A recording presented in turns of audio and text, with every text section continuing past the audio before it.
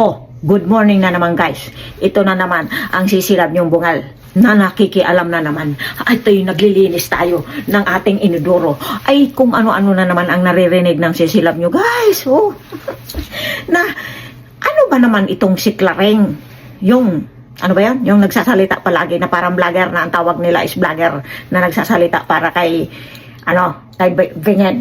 Oh, ano ba yung pinagsasabi niya na ganito daw, na katulad noong sa nababalitaan na pababalikin ngayon ang ating pinakamamahal na tatay. Ay, ano ba naman itong hawak-hawak na sisilab nyo? Kasi ito namang Clareng na to, na naglilinis ako ng hindi talaga ako makapagpigil guys.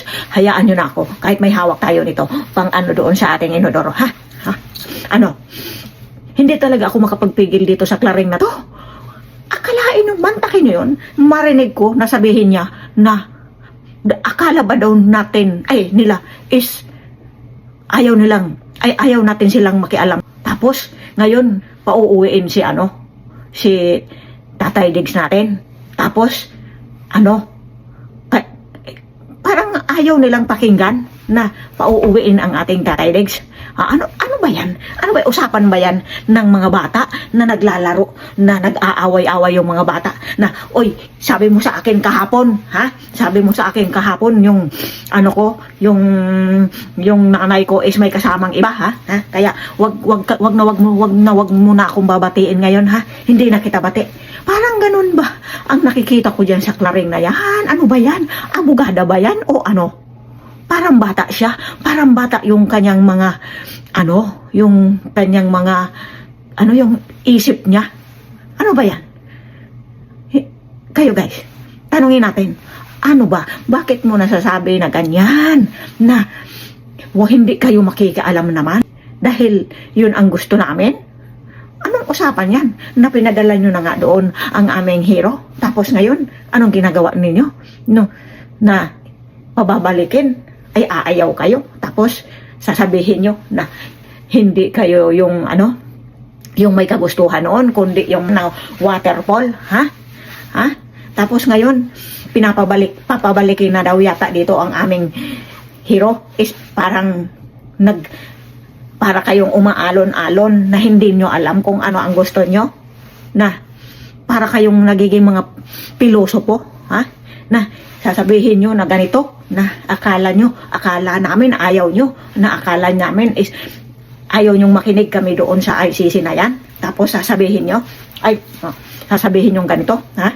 Tapos, natamaan na tuloy yung aking gripo. Naku, Clareng, o ano pa ang pangalan mo? Ayusin mo, ha? Para kang ang tawag dito, para kayong batang nakikipag-away doon sa kapitbahay mo. Ang mga rason mo na yan, napakababaw ng rason mo. Bakit hindi mo na lang sabihin na ayaw namin pabalikin dito ang inyong hero kasi hindi namin yan kailangan dito, ha? Kaya nga namin yan ipinadala na doon para mawala dito sa aming daraanan, tapos ipababalikin nyo. Ano yan? Ganyan ba ang gusto nyo talagang mangyari? Yung sinadya nyo ba talaga yan na papuntahin, ipadala? O sinadya nyo bang itapon doon ang aming hero? Ha? Kaya ganyan ang sagot mo, Clareng, ha? Masyado kang pilosopo, ha? Namimilisopo ka, ha? Baka, kung hindi lang nangangamoy ito, na hindi ko na nabitawan sa pagmamadali ko. Bibitawan ko dito, hindi pwedeng bibitawan dito. Kasi, doon ito sa inodoro. Naku. Hindi ko talaga malaman talaga sa mga ito kung bakit na hindi mo makitaan ng katalinuhan. Kahit itong ibang media. Pag ako'y nakakapanood ng balita, ibang-iba sila ngayon. Hindi sila katulad nung ang Tatay Diggs natin, ang presidente, na halos malunok malunok ng Tatay Digong natin yung kanilang mga microphone. Araw-araw na lang is halos sinusubuan nila ng microphone ang ating Tatay Diggs. Pero asaan? Asaan ngayon? Bakit hindi nila masubuan si Wangag ng mga microphone nila? Para bagang ang bait-bait nila, ayaw nilang magkamali siguro ng sagot si Wangag, kaya ayaw nilang subuan ng microphone. Tapos ngayon naman is nagpipiloso po sila. Ito namang tagapagsalita ba yan Na mukhang, kung sinabing walang pinag-aralan si Bingeg is mukhang mas matalino pa yata si Bingeg dyan sa piloso pa. Piloso pa na yan. Hindi talaga ako makapagpigil guys doon sa sinabi niya na akala ko ba ayaw niyo makialam doon sa ano, ganun. Napaka-piloso po niya na para bagang wala siyang pinag-aralan. Bakit ganun ang sagot niya? Itatanong ko sa'yo, Clareng, kung bakit ganyan yung mga sagot mo. Nakaka-biu-biu ba ang maging tagapagtanggol ni Bingeg? Kaya nagkakaganyan ka? Nawawala. Hindi naman ako naniniwalang pumasa ka lang sa bar exam ng kagandahan mo na nagpa-cute ka lang doon sa teacher mo kaya ipinasa ka. Di ba? Kasi hindi ugali ng isang attorney ang iyong mga pinapakita sa amin. Para kang palengkerang hindi ko maintindihan na para kayong batang palengkera. Yung lumaki ka doon sa sa pusali. Ay hindi, doon sa yung mga nakikipag-away doon sa mga batang grasa. Naku, ewan ko talaga sa'yo. Clareng, hindi ko matatapos yung trabaho ko sa'yo. Ako'y hindi talaga ako makapagpigil sa'yo. Clareng, ayusin mo. Nakaka-biu-biu talaga ang gawing tama ang mali. Yan ang pakatatandaan ninyo kahit kayong ibang media. Hindi ko kayo nilalahat. Kasi pag ako'y nanonood ng mga dumadaan sa wall kong mga news, hindi ako mapakali. Kasi ganito ba talaga ang nangyayari? Mukhang palagi na lang ang mga vloggers ng ang aking tatay. Tatay ko yun tatay ko, si Tatay Digong aaminin ko na yan. Ako ang naging anak niya sa labas. Hindi. Tayo naman lahat tatay ang tawag natin sa kanya, di ba? Kaya kailangan talaga natin siyang ipagtanggol, guys. Kasi mukhang hindi talaga hindi ko talaga maisip-isip na parang hindi ako nakakakita ng patas na laban dito sa ating bayan. Kaya mukhang talagang pinagkakaisahan talaga itong ating mag-ama. Kaya mukhang sila ay sagabal talaga sa kanilang daraanan, guys. Kasi nga, mantakin nyo ba naman na ipadala doon ng hindi naman pala tama yung... kaya, ito na lang itatanong natin sa kanila, guys. Kayo na ba ang batas? Kasi, mukhang nakikita namin wala ng batas dyan sa atin. Kayo na ang batas. Kayo na lahat yung mga, kung ano yung gusto nyo, yun na lang ang nasusunod. Tapos yung mga katulad ng mga umaalma dahil hindi sila kontento sa mga nakikita nila, ay gusto nyong isarado ang mga bibig. Paano na lang tayo nito? Kayo guys, kayo ba ay ganun din ang paningin nyo? Yun din ba ang opinion nyo? Kasi ganito ang nakikita ng sisilab ng bungal. Mukhang tayo ay hindi napatas ang labanan na to. Kasi hindi mag-iingay ang taong bayan kung sila ay hindi naaapi. Kung ang palagay nila is pantay-pantay tayo at wala tayong problema. Hindi. Sino ba naman imbis naglilinis ka na ng inodoro mo is pupunta ka pa sa labas na napagkainit-init dyan. Minsan awang-awa talaga ako sa ating mga kababayan, guys. Pabalik-balik dyan, wala man nangyayari. Kahit paano pang panawagan nyo na umalis ka na dyan, umalis ka na dyan, umalis ka na dyan. Hindi na yan aalis. Ito lang ang masasabi ko sa inyo, guys. Kasi halos gawin nila lahat, makabalik lang. Ginawa nilang akyatan si ating mabait na ating Inday. Ganun ang paningin ko Mukhang ginawa nila ang lahat. Mapaibig lamang nila ang ating Inday para sila ay may tutungtungan paakyat dyan. Tapos sasabihin nyo, umalis ka na dyan, umalis ka. Hindi yan aalis. Itaga nyo yan sa bato. Hindi aalis ang mga yan dyan hanggang gusto nila. Kasi kaya nga ibinasura na ang ating Tatay Diggs kasi nga hindi nila kailangan. Mukhang iyon ang sagabal sa kanila. Mukhang yan ang nakikita nilang pinakasagabal sa kanila, yung ating mga angka ng ating hero. Kaya ano ba naman, huwag na kayong magsasabi-sabi, umalis ka dyan, umalis ka dyan. Ipapaputol ko ang aking kuko kung sila ay aalis dyan ng kusa. Kasi sila ay magpapakasawa muna dyan, kaya hanggat hindi sila nagsawa. Kaya magtiis na lang tayo ng ganito. Oh, kasi kahit anong sigaw natin, umalis ka dyan, hindi yan aalis. Naku, yun ang paningin ko dyan guys, hindi talaga yan aalis dyan. Kaya, ganito na lang ang gawin natin. Ipaglaban na lang natin yung alam na nating tama. Huwag natin silang bibigyan ng dahilan para makakuha sila ng pinakamatinding power. Ha? Oh, hindi yung kilikili, power ng sisilab nyo. Ha? Oh, hindi, alam nyo na kung ano ang gustong sabihin ng sisilab nyo. Magkapaglinis na nga tayo. Hindi pa pala. O, mayroon pa pala akong mga katanungan dyan kay Clareng na yan. Ha? Paano ka nakapasa sa bar exam mo? Kung ganyan ang laman ng isip mo. Ha? Na talo pa kita. High school lang ako. Alam kong namumuloso po ang mga pinagsasabi mo. At arok na arok ko kung ano ang gusto mong mangyari. Huwag mo kaming lilitohin, Clareng. Litong-lito na nga kami sa inyong mga pinagagawa dyan. Kung bakit nagkakanda, kayo na ang nagiging batas dyan. Oo. Tsaka, kakaiba talaga kayo. Kasi lahat ng hindi pwede is mukhang nagiging pwede sa inyo. Oh?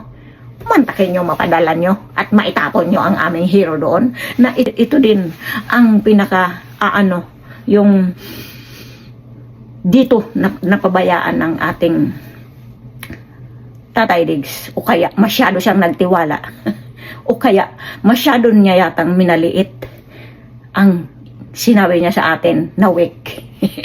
Hindi pala magiging dahilan ang weak para ikaw ay matalo. Kailangan pala, siguro, is may mga nakapaligid ka dyan na mga tuso.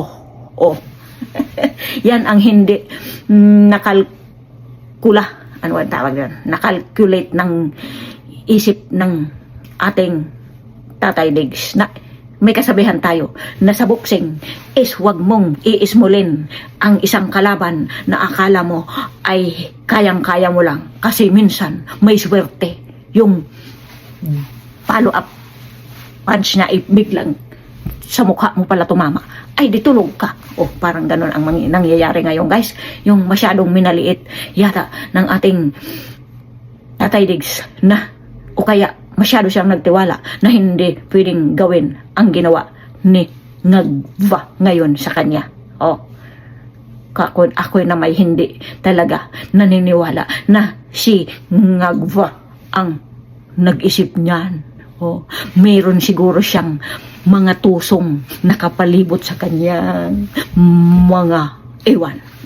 Oh, yan lang ang paningin ang sisilab nyo guys, na merong napakatutusong nakapaligid kay, alam nyo na kung sino, di ba guys? Kasi sinabi na ng daddy di natin na isa siyang mahinang nilalang, pero mantakin mong maisahan siya at bigla siyang naipatapon ng basta-basta na lang. O, di ba?